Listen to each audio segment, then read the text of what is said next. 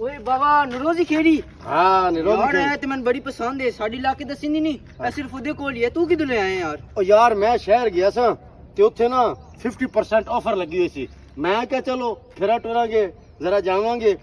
ਬਹਰਹਾਲ ਹੁਣ ਫਾਇਦਾ ਕੋਈ ਨਹੀਂ, ਆਖਰੀ ਪੀਸ ਸੀ ਜਿਹੜਾ ਮੈਂ ਲੈ ਲਿਆ। ਛਾੜ ਆਫਰ ਲੱਗੀ ਮੈਨੂੰ ਪਤਾ ਹੀ ਕੋਈ ਨਹੀਂ। ਬਸ ਆਖਰੀ ਪੀਸ ਸੀ ਯਾਰ। ਯਾਰ ਤੂੰ ਮੇਰਾ ਭਾਈ ਨਹੀਂ ਯਾਰ। ਹਾਂ ਇਹ ਤੇ 5000 ਲੈ ਲੈ। ਹਾਂ ਮੈਂ ਦੇ ਦੇ। ਅੱਛਾ ਹਾਂ ਮੈਂ ਦੇ ਦੇ ਯਾਰ, ਭਾਈ ਨਹੀਂ ਮੇਰਾ। ਚੱਲ ਲੈ ਲੈ, ਹਾਂ ਪਰ ਇੱਕ ਗੱਲ ਜ਼ਹਿਨ ਤੇ ਰੱਖੀ, ਕੀ? ਇਹ ਪਾ ਕੇ ਇਲਾਕੇ 'ਚ ਨਾ ਨਿਕਲੀ ਪਿਆ। ਉਹ ਤੈਨੂੰ ਪਤਾ ਫਿਰ ਬੇਲੀ ਸੰਗੀ ਮੰਗ ਲੈਂਦੇ। ਬੇਲੀ ਸੰਗੀ ਮੰਗਦੇ, ਕੋਈ ਕਹਿੰਦਾ ਵਿਆਹ ਤੇ ਜਾਣਾ, ਕੋਈ ਮੰਗਣੀ ਤੇ ਜਾਂਦਾ।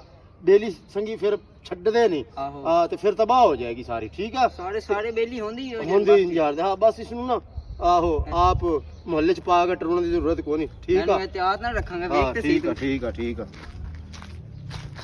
ਇਹਨਾਂ ਨੂੰ ਮੈਂ ਥੱਲੇ ਨਹੀਂ ਆਪਣੀ ਖੇੜੀ ਨੂੰ ਲੱਗਣ ਦੇਣਾ, ਮਿੱਟੀ ਨਹੀਂ ਪੈਣ ਦੇਣੀ। ਮੇਰੀ ਬੜੀ ਸੋਹਣੀ ਖੇੜੀ ਹੈ। ਓਏ ਸਿੰਧੀ, ਹਾਂ ਨੰਗੇ ਪੈਰ ਕਿਉਂ ਫੇਰ ਰਿਹਾ? ਯਾਰ ਨਮਾਜ਼ ਪੜਨ ਗਿਆ ਕਿਸੇ ਯਾਰ ਖੇੜੀ ਚਾ ਲਈ ਯਾਰ। ਲੈ ਭਾਈ ਚੋਰੀ ਦੀ ਖੇੜੀ ਦੇ ਗਏ। ਜਿਸ ਮੇਰੀ ਖੇੜੀ ਚਾਹੀ ਨਾ ਸ਼ਾਲਾ ਉਹ ਘਰ ਕੋ ਤਬਾਹ ਹੋ ਜਾਏ, ਸ਼ਾਲਾ ਉਹਦਾ ਕੱਖ ਹੀ ਨਾ ਰਹੇ। ਯਾਰ ਕਿਉਂਕਿ ਯਾਰ ਮੇਰੀ ਖੇੜੀ ਚਾ ਕੇ ਲੈ ਗਿਆ। ਮੈਂ ਨਮਾਜ਼ ਪੜਨ ਗਿਆ, ਉਸ ਮੇਰੀ ਖੇੜੀ ਚਾ ਲਈ। ਮੈਂ ਉਹਨੂੰ ਆਪਣੇ ਪੈਰਾਂ ਦੀ ਹਾਂ ਦੇ ਰਿਹਾ। ਯਾਰ ਇਹ ਤੇ ਨਾ ਕਹਿ ਹਾਂ ਉਹ ਜਿੱਥੇ ਹੀ ਜਾਵੇ ਖੇੜੀ ਪਾ ਕੇ ਜਾਵੇ, ਉਹਦੇ ਪੈਰਾਂ ਦੀ ਚੁਬੋ ਆਵੇ। ਉਹਦੇ ਖੇੜੀ ਪਾ ਕੇ ਜਾਵੇ, ਉਹਦਾ ਐਕਸੀਡੈਂਟ ਯਾਰ ਹੋਵੇ। ਇੰਜ ਨਾ ਕਹਿ ਯਾਰ। ਮੈਂ ਕਿਉਂ ਨਾ ਕਹਾਂ ਨਾ ਯਾਰ, ਉਹਦਾ ਐਕਸੀਡੈਂਟ ਹੋਵੇ, ਮੇਰੇ ਪੈਰਾਂ ਦੀ ਉਹਨੂੰ ਹਾਂ ਲੱਗੇ।